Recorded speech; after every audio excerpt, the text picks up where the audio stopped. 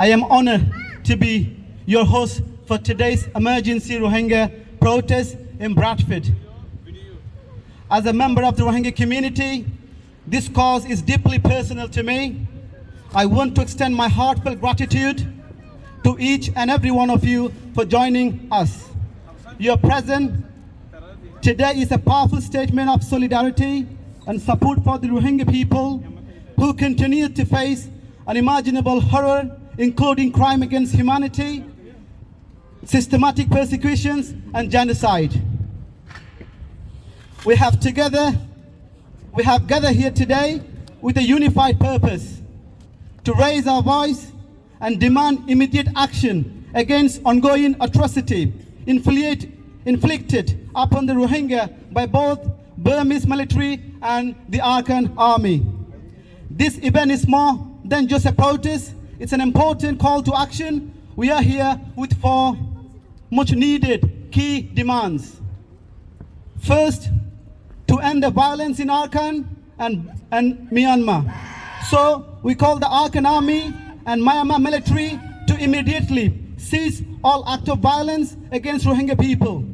We also urge the international community to pressure Myanmar to stop this atrocity and hold those responsible and accountable. Second, immediate humanitarian aid. We demand that humanitarian organization and aid worker to be granted unrestricted access to deliver life-saving aid to the displaced Rohingya inside Burma, who are living in desperate condition without access to food, water, shelter, or much needed medical care. Third, immediate international protection. We urge the UN nations, United Nations, and other international organizations to intervene and establish safe zone for peacekeeping mission to protect the Rohingya from further violence and persecution, which has devastated countless lives. Just on 5th of August itself, more than 200 Rohingya people, including children, women, were tragically killed in a drone attack by the Arakan army. Their campaign is clear and loud, is to eradicate, wipe out the Rohingya Muslim completely from our land. Number four, to ensure right and dignity for the Rohingya people, we must act for the Myanmar government to restore citizenship and full civil right to the Rohingya people, ensuring their safety, dignity, and right to live in peace. As we stand together, we honor the resilience of the Rohingya people and acknowledge the profound pain, suffering they continue to face till today. Having witnessed this suffering firsthand, displacement, violence, systematic persecutions, and the deprivation of basic human rights, which we take for granted, we cannot afford to look away. We must use our collective voice to advocate for their protection, for justice, and for peace. It's both heartbreaking and empowering to see so many of you here today with us, standing in solidarity to support our demand. Throughout today's protest, we will hear from a range of compassionate speakers who will share their insight, solidarity, and perspective.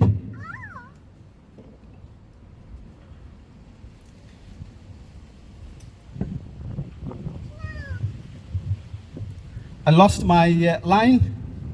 Perspective in support of our demand and our stand against all form of racism and fascism, not just in Bradford, also across the world.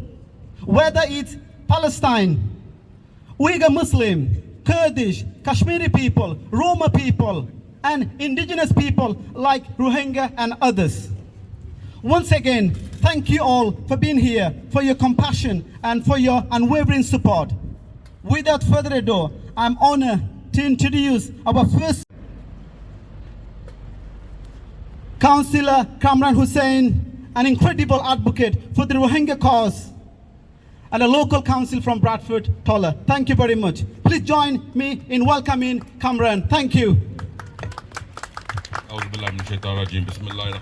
Distinguished guests, friends, Assalamu alaikum and good afternoon.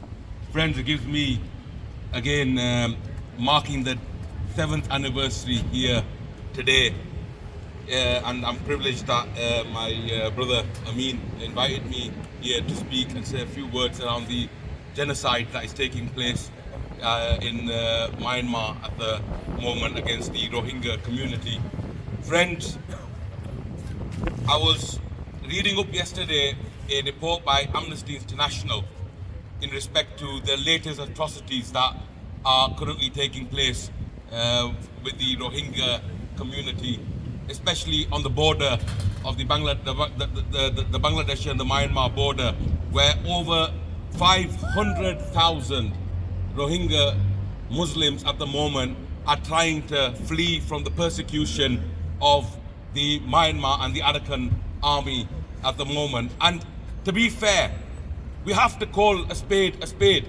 This is a genocide going against an ethnic cleansing against the Rohingya Muslim community. And unfortunately, as I was speaking to Amin yesterday, the international community and the obligations are not going far enough.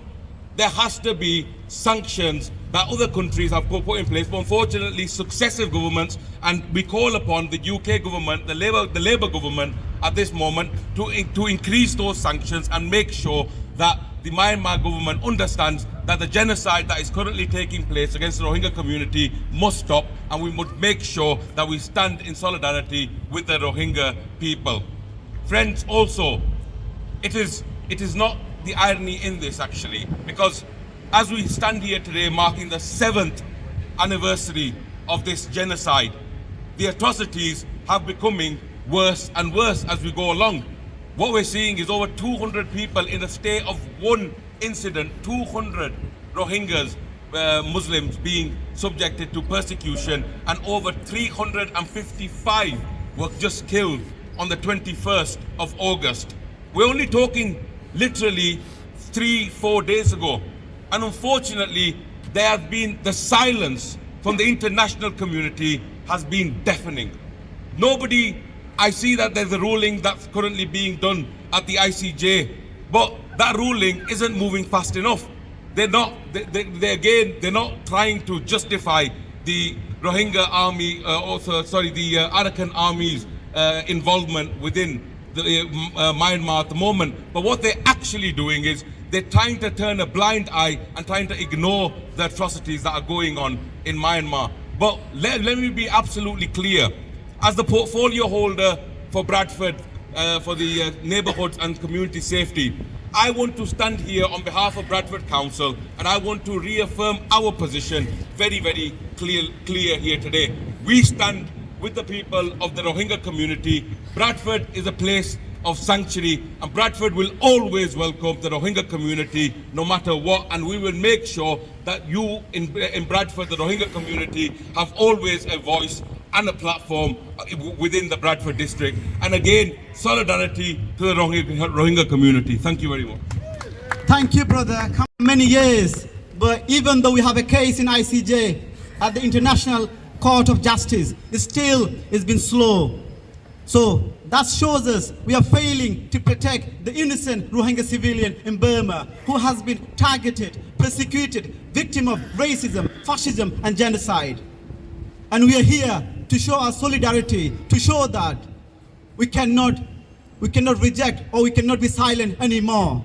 Our voice needs to be heard in the world stage, from Bradford to the UK government and the international community. On that note, if I say stop killing Rohingya, you just say right now, right now. Let's see how powerful we are together. Stop killing Rohingya, right now, right now. Stop killing Rohingya, right now, right now. Stop killing Rohingya, right now, right now. Stop killing Rohingya, right now, right now. If I say Arakan army, all you just say, stop killing Rohingya children. Arakan army, stop killing Rohingya children. Arakan army, stop killing Rohingya children. A bit louder, please. Arkan Army, stop killing Rohingya children. Thank you. Much appreciated.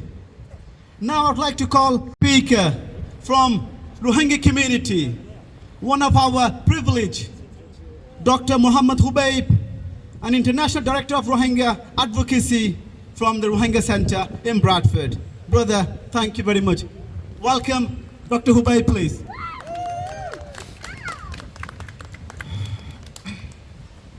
Bismillah ar-Rahman ar-Rahim. Assalamu alaikum wa rahmatullahi wa barakatuh. May peace and blessing be upon all of you. Thank you for gathering here today to show solidarity with the Rohingya people who are facing life or death situation right now in Arakan, Myanmar. My name is Muhammad Khubaib. I stand before you not just a Rohingya doctor and activist, but as a survivor, a witness to the extraordinary suffering of my people in Arakan, Myanmar. Today, I want to briefly highlight the life or death situation that the Rohingya community faces at this very moment in Arakan. What you are about to hear is not a history, it is happening right now as we speak. Right now, nearly 500,000 Rohingya genocide survivors, including children, the elderly, the women, and the sick are forcibly displaced by Arakan Army and Myanmar military. Currently, the Arakan Army and Myanmar military are bombing and destroying civilian infrastructure in Mongdo Township. These are the survivors of 2017 genocide. Once again, they find themselves at the brink of death, this time from starvation, disease, and relentless violence. There is no health care, no media access, no UN humanitarian aid reaching these vulnerable people.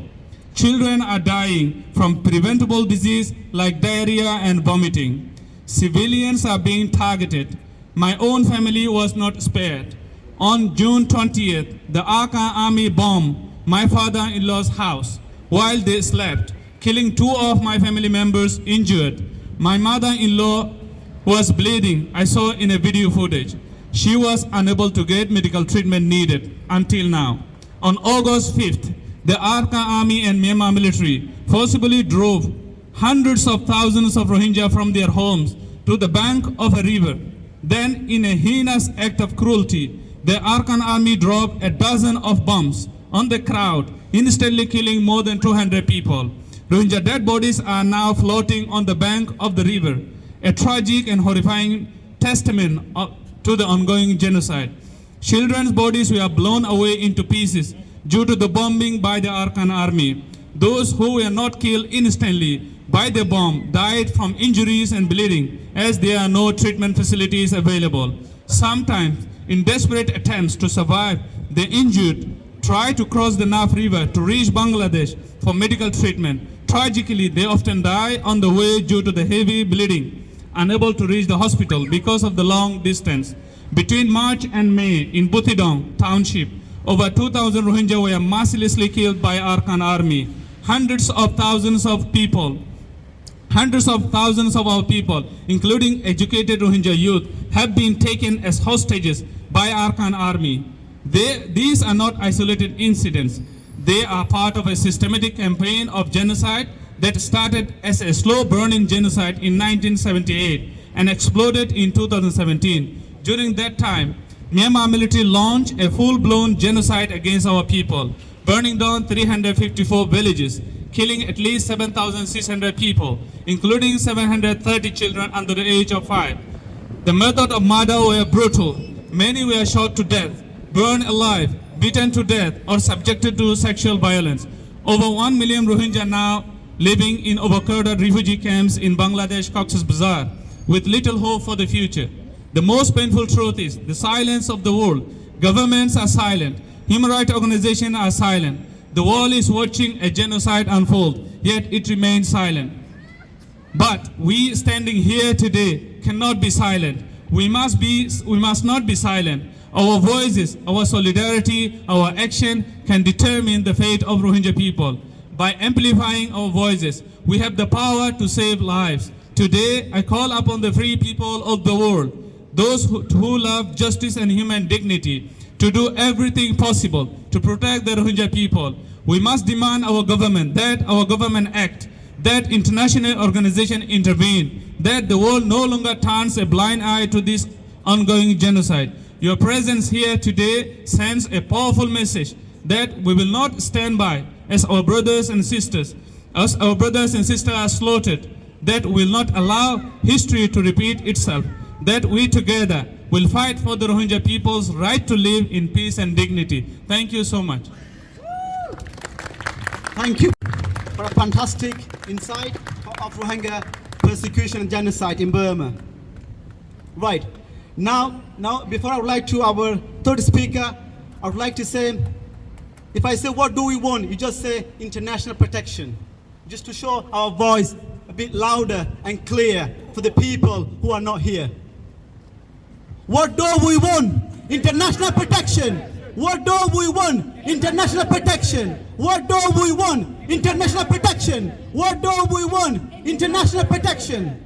And simply, if I just say UK government, all you say, take action right now, right now. UK government, take action right now. UK government, take action right now. UK government, take action right now. Thank you very much, much better. Now I'd like to call our independent councillor, Ismail Uddin, who has been also a great voice for community. As I was saying earlier, not just only for Bangladeshi community, also for Rohingya. So I would like to please welcome Ismail Uddin. Thank you, Ismail.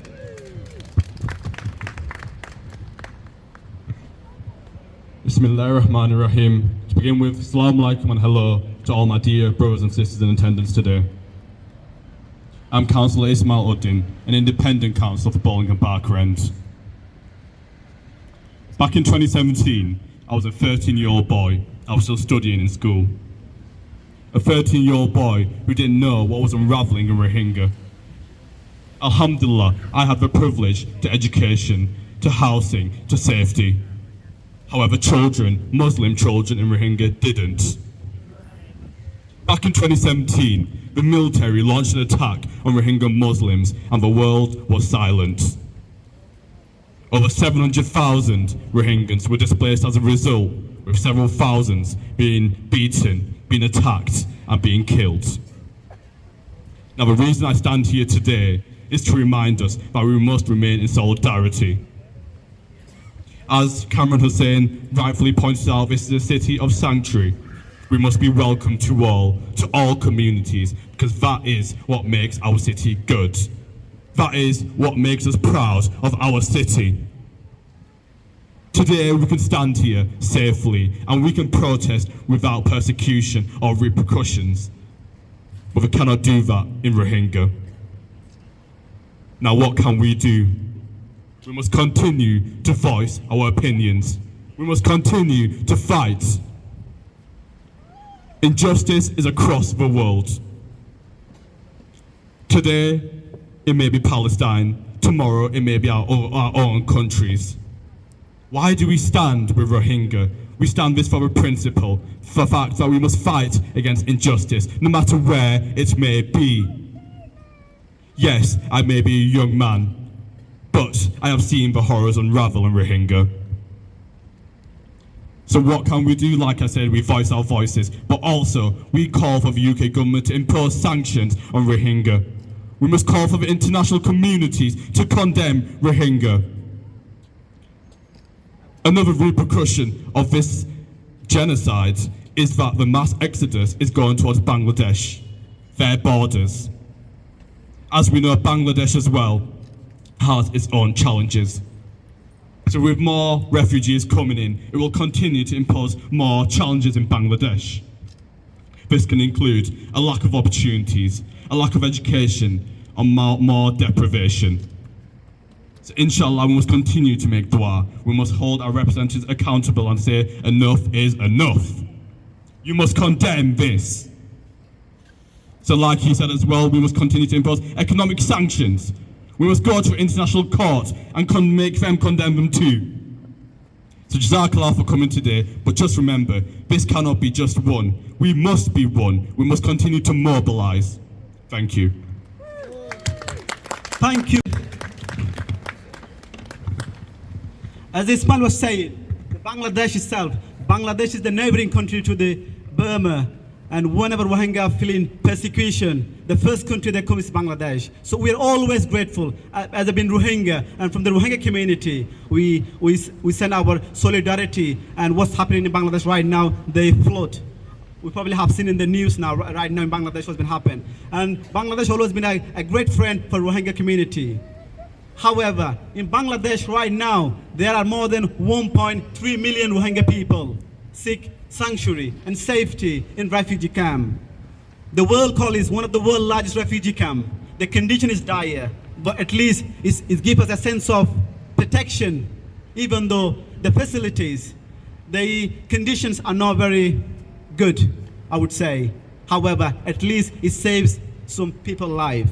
We need to do more of that. So on that note, I urge Bangladesh government to open up their arms again, to allow more Rohingya to come for temporarily so they can seek safety and save those lives. Those women who are fleeing from the rapist, those children who have been killed, murdered, please allow these children to come and to stay in refugee camp, another temporary accommodation until we get our justice, our demand being served for the humanity. So I would like to call our next speaker. It's honor to have a representative again from the Labour Councillor, from all the way from Bingley to Bradford City. In front of us here, Joe Wheatley. Thank you. Welcome, Joe Wheatley. Thank you, Mohammed. My name is Joe Wheatley. I'm a district councillor for Bradford, and I'm proud to stand here with all of you today. In 1982, the Myanmar government denied the right of nationality to the Rohingya people. To be without citizenship in the only place you've ever called home. To be denied franchise. To be faced with decades of discrimination, of repeated attacks, violence and aggression towards you. This is a condition which no one should find themselves in. The crisis that's commenced since 2017 has been a crisis that's been ongoing since 1948. It's a crisis that must stop. There's a simple value we all hold as human beings, which is to treat each other as we would wish to be treated. This is not the state the Rohingya people find themselves in. It's not the state of which the Myanmar people are exercising how they would wish to be treated. As the United Nations General Secretary has already said, this is one of the world's fastest developing refugee emergencies, and it is a cataclysmic human rights nightmare. As my friend and colleague Cameron Hussein has said, we send our solidarity from Bradford here today to the Rohingya people. We call on the Myanmar government to reconsider its position and to engage with the Rohingya people, and to invite them to be citizens of the only country and the only place they've ever known as home. We call on the United Kingdom government to put pressure on our friends and partners, to call on the Myanmar government to stop the violence and to end the genocide. A solidarity with the Rohingya people. Thank you. Thank you, Joe. Fantastic. Great to have here. Right.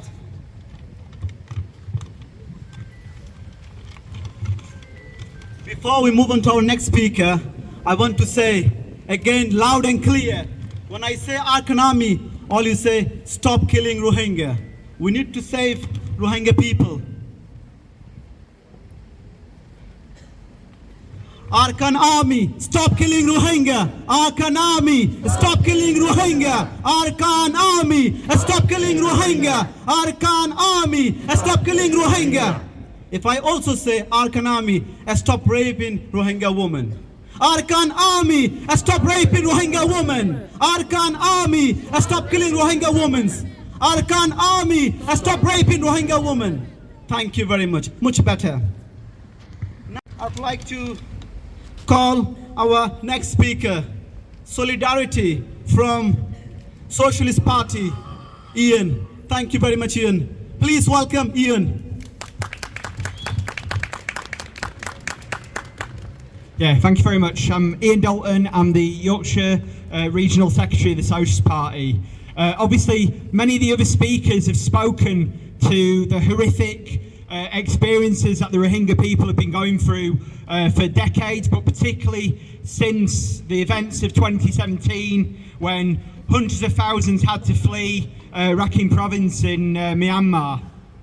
And I understand there's something like 1 million Rohingya that are in refugee camps in Bangladesh, surrounded by barbed wire, without access to proper health care, and so on, in atrocious conditions. And that is something that we all have to come together and demand changes. But what I wanted to address was, how do we get that change? Because there's a court case that's ongoing in the International Criminal Courts at the moment, back to 2017, taking up the Myanmar government. But that has not stopped this crisis. Whilst it's welcome the attention that brings, we need action now, not waiting for the deliberations of that court eventually to come to something. Now, the governments in Myanmar, which has perpetrated some of the atrocities against the Rohingya, and the previous Bangladeshi government, which had been responsible for the conditions in the camps, those have faced internal opposition. Obviously, we've seen a mass movement over the last few weeks that's brought down the government of Sheikh Hasina, and I think I can tell from the signs here that I think there's hope, at least that that's an opportunity for change for the conditions that the Rohingya refugees are given in Bangladesh as well. There's obviously been uprisings against Myanmar government, but the Arakan army obviously are continuing the oppression that the Rohingya have seen. And it raises what kind of alternative is needed actually to these governments, because fundamentally I would say that unless the resources of society are brought into the hands of ordinary people, the vast wealth that's generated, for example, in Bangladesh from the textile industries, that multinational companies that have their stores just down the road from where we are now, they make huge profits from it. But Bangladeshi people get very little, and those resources need to be taken over in the interests of ordinary people and used for the benefit of all in Bangladesh. And that whether that's the workers in the factories or the refugees that have had to flee there. There's wealth there that could provide everyone with a decent living standard. And instead of the continual communal clashes that we see, not just in Bangladesh, not just in Myanmar, but also in India over the border as well, we need united struggle that opposes oppression and blaming of any particular minority group or ethnic group or religious group, but stands for the unity of working class people and the poor against the elites, against those who are keeping them down, against those who are trying to divide them. And we would say in particular, there's a key role there for organisations of workers that unite people from different backgrounds in the workplaces to come together to push the struggle forward. Because it's only on that basis where you build off the committees that have been established in Bangladesh, for example, to provide the necessaries of life that have developed in the course of the struggle against the Hasina government. Those bodies should be built upon to provide all the services in society for the people of Bangladesh and to provide decent services to the refugee and allow them to rebuild their lives. But fundamentally, we need a different sort of society. We need a society where we value the lives of everybody, where we fight for the resources to provide a decent living standard for everybody and put an end to this kind of idea of beggar thy neighbour, of I can only have a decent future by oppressing other people. We need a society for everybody. In Southeast and South Asia, but around the world totally. We need parties that will fight for the interests of ordinary people here and everywhere. So solidarity everybody, let's end the oppression of the Rohingya and fight for a world where we don't have these sort of refugee crises and genocides that seem to be increasingly regularly happening around the world. Solidarity everybody. Thank you. Inside in detail, and we should know where are refugees coming, who create this refugee. There is no call people refugee. We all are human. We all are one human. We all have the same blood. We might look different, but our call should be one. We all are one race, human being. If you stop bombing, if you stop selling arms, then there is no refugee, right? Are you agree on that? You are creating this refugee. You are creating this conflict. Stop doing that. We can live in peaceful world. Not just only Rohingya, everybody across the world. There are so many people are going through conflict, persecution. So we must be together like this to speak for everyone as a one human race. So now I would like to, a schoolgirl, a Rohingya daughter, sister, Nusaiba Khubaib. Please welcome Nusaiba Khubaib. Thank you, Nusaiba, for your resilience, for speaking up today. Thank you. It's very personal. Please listen to her.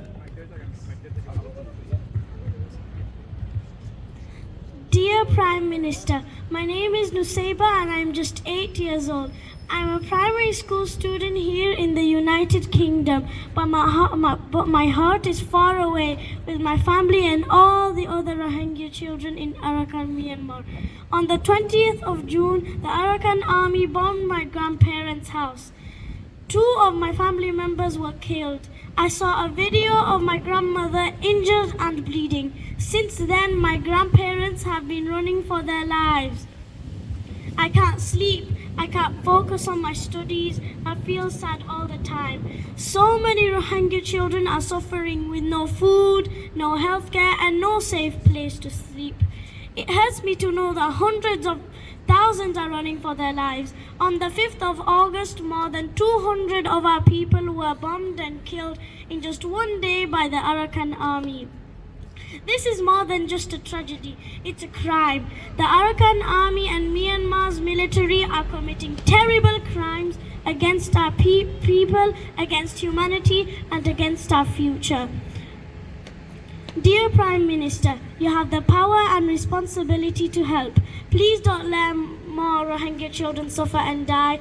I'm asking you to act now to stop the violence and protect our people. Thank you for listening.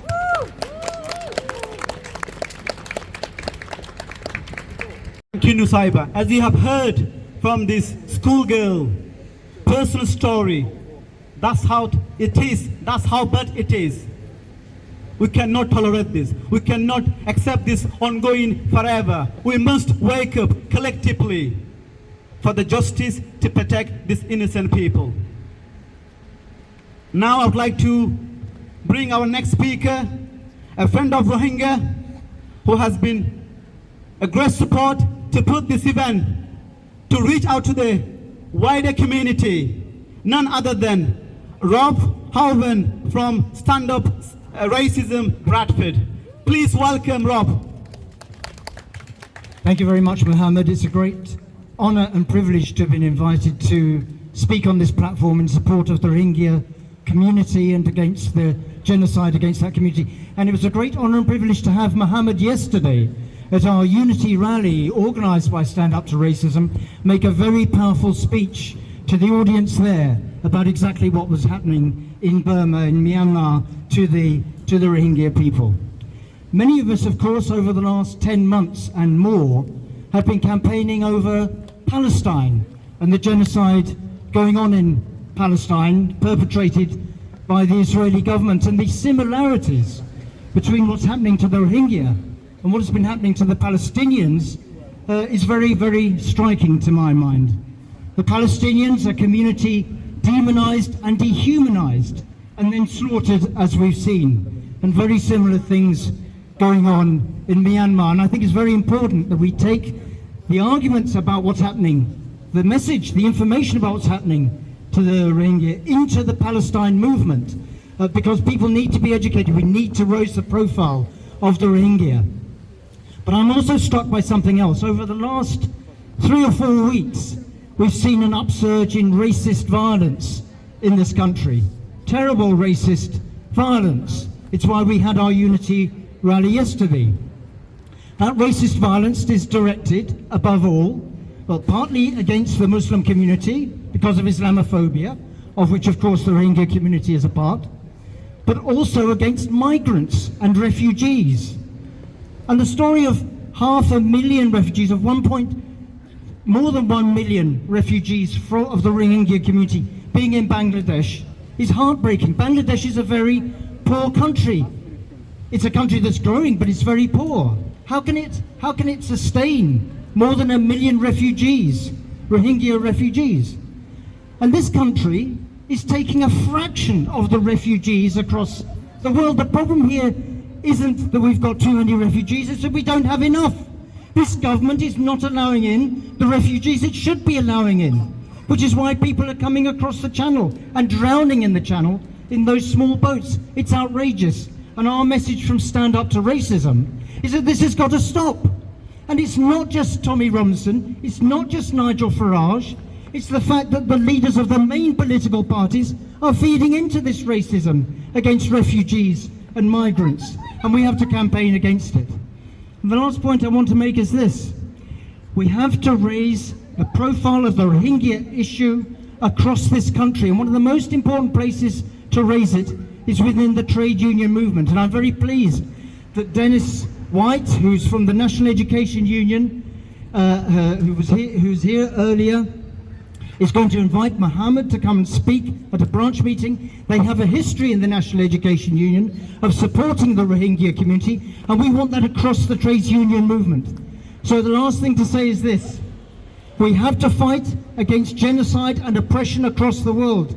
The Rohingya community is suffering very badly. The Palestinian community is suffering very badly, and we have to be out there and show it's got to stop. Thank you very much. Brother, thank you very much for being side by side, shoulder to shoulder with the Rohingya people. We need more people like you on our side, not just on Rohingya, for any persecuted minority across the world. Right, on that note, I would like to call our next speaker. Also, we could call her a friend of us from Socialist Worker Party, Jodie Cox. Please welcome Jodie Cox. Thank you, Jodie, for coming and speaking with us. I just briefly want to say thank you for coming today and thank you for inviting us to speak.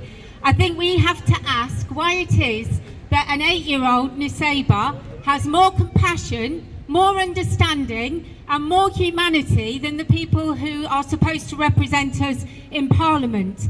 And a tribute to you, and our future is safe with voices like yours. Why is it that we live in a world where millionaires can fly around, where money can fly around, where playboy millionaires in their luxury yachts can travel the seas and if they get into trouble get rescued, but brown people desperately trying to escape oppression are left to drown in the channel, as other speakers have said. And there are people who say, oh, it's a long way away, what's it got to do with us? It's got everything to do with Britain, because actually British history is steeped in the oppression of people in the Indian subcontinent and the whole world. And the people who say it's got nothing to do with us forget the fact that the British Empire stole hundreds of thousands of pounds worth of wealth from India, exported grain during the Bengal famine, has time and time again left people to starve when it could have saved people because there were profits in it. But that history is beginning to change. And I looked to Bangladesh today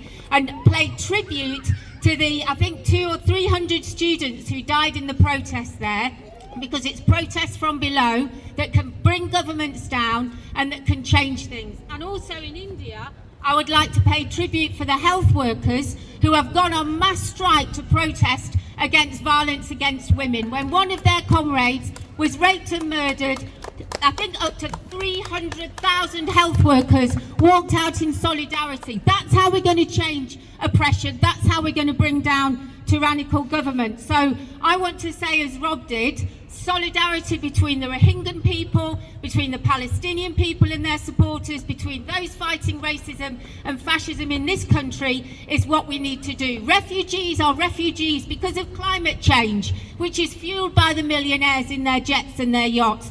Refugees are refugees because of political oppression, which is fueled by the global community and arms sales. Refugees are people, and refugees can make a fantastic contribution in our society, but we want a world where nobody has to be a refugee, where Rohingya people, where Palestinian people have dignity, have justice, and have a right to their own land and their own determination, and we will join you in the fight for that.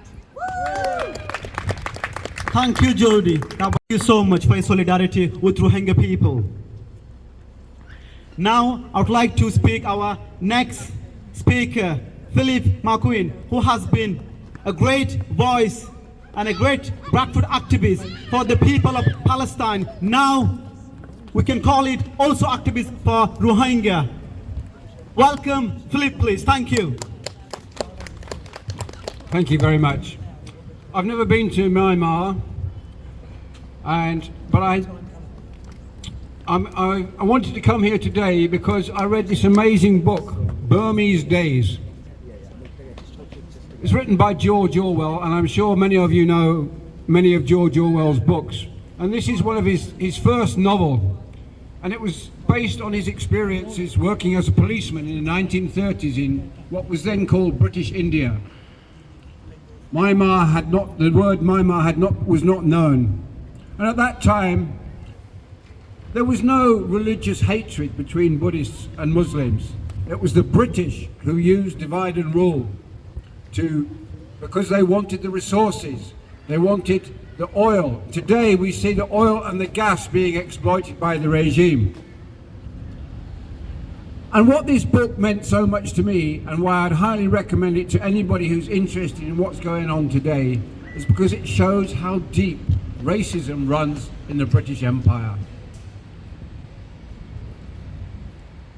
Until reading this book, I always knew about racism and slavery and everything, but the depth with which it is sunk into the British psyche, that's what brings this book, makes it so important to me. We've heard a lot of speeches, so I'm not going to go on, except to say Myanmar, Kashmir, Palestine, these are all victims of the British Empire. At the end of World War II, they did not have the troops to suppress the independence movements of all these countries, and today we see the results and the tragedies that are going on today, thanks to the British Empire. Thank you. What a great voice. Thank you. Noted from Phillips. What a great recommendation. We should know our own ethics before we judge someone. So I would say please go and have a read if you haven't done yet. Thank you. That should be going to be our last speaker for today. Before I call my last speaker, after him, we'll gather together on this stage and take a group picture to show our solidarity even further beyond Bradford, not just on the UK, across the world. That needs to be reached. That's our target. Please be patient with us. It won't be long. We have done so far already. Thank you very much. So now I'm going to call our last and final speaker from Rohingya community, a director of Rohingya Center, Brother Abdul Rahman. Thank you. Please welcome Brother Abdul Rahman. Is here behind us. I don't want to say you guys much of time and everything. Thank you so much. We're all one brother and sister, different mother.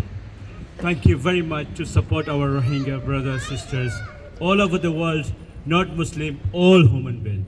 Kashmir, Sudan, Yemen, Palestine, all over the world who's crashing our life.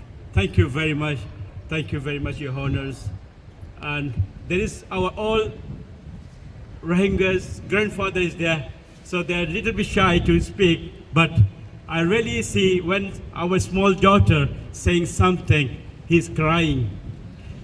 It's not only that daughter, there's many small kids, children, then crying. But we cannot give the media to inside the Burma, but here we can raise our voice. Thank you very much. Thank you very much. Thank you, Brother Abdul Rahman, for putting all this hard work to make this event successful. Lastly, I would like to say again, thank you. It has been a great honor to have you on our side to speak and show your solidarity with the people of Rohingya. On that note, I would like to say also thank you very much from the entire Rohingya community of Bradford, also Rohingya community across the world. Thank you very much. Please come together. Let's take a group pictures. Thank you very much for coming and joining with us. Yeah, even what you did already. Stop killing Rohingya right now, right now. Stop killing Rohingya right now, right now. Stop killing Rohingya right now, right now. Stop killing Rohingya right now, right now. Arkan Army, stop killing Rohingya right now, right now. UK government, take action right now, right now. UK government, take action right now, right now. Thank you very much.